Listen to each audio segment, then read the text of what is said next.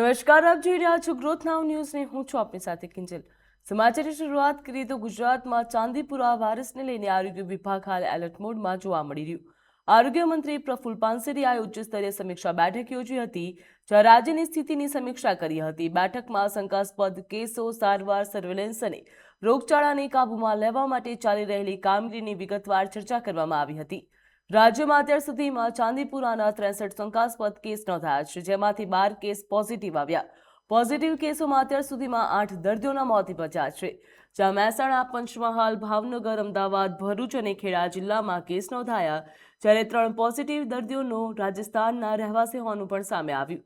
જ્યાં આરોગ્ય વિભાગ દ્વારા અસરગ્રસ્ત વિસ્તારોમાં સતત સર્વેલન્સ, દવાઓનો છંટકાવ અને આરોગ્ય તપાસની કામગીરી ચાલી રહી છે।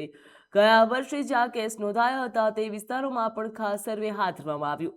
સામાન્ય રીતે બાળકોમાં જોવા મળતો આ રોગ પ્રથમ વખત 20 વર્ષીય યુવાનમાં પણ નોંધાયો છે, જ્યાં ભરૂચના યુવાનનો રિપોર્ટ પોઝિટિવ આવ્યા બાદ સારવાર દરમિયાન તેનું મોત નીપજ્યું હતું, તેવું આરોગ્ય વિભાગે જણાવ્યું છે।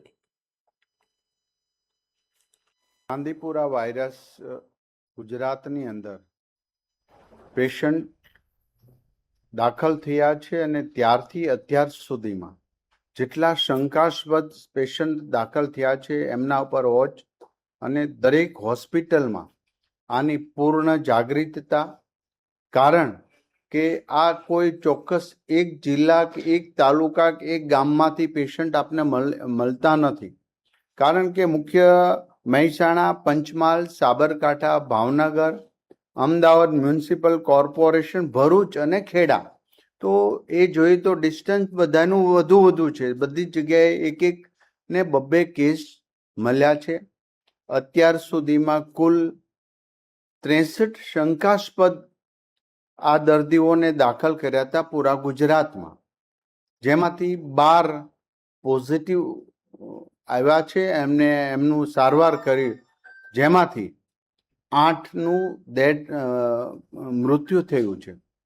જેમાંથી 12 પોઝિટિવ કેસ છે, એમાંથી 3 રાજસ્થાનના છે। સૌથી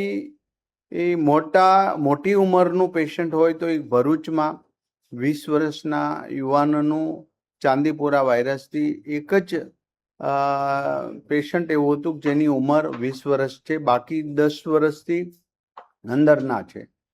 જ્યાં જ્યાં પેશન્ટ મળે છે ત્યાં આજુબાજુમાં એની હિસ્ટ્રી, આખી ટીમ, કોલેજના અમારી જે ટીમ છે એ પણ ત્યાં ફરી વખત રાઉન્ડ મારે છે, જોવે છે, હિસ્ટ્રી પૂછે છે। એટલે કહેવાનું, એક એક પેશન્ટ પર એક ટીમ, એક ફોકસ કરીને એની આખી હિસ્ટ્રી કઢાવીએ છીએ, ક્યાં છે, ક્યાં હતા, ક્યાંથી આવ્યા હતા, પ્રવાસ કર્યો હોય એ દરમિયાન જે સ્થળે રોકાણા હોય ત્યાં પણ દવાનો છંટકાવ અને માખી નાશ કરવા માટેના કીટક જંતુનાશક દવાઓનો છંટકાવ સતત શરૂ છે।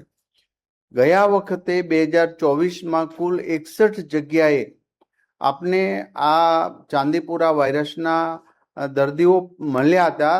તે બધી જગ્યાએ પણ અમારી ટીમ અને આરોગ્ય ટીમ દ્વારા સતત એનું મોનિટરિંગ થઈ છે।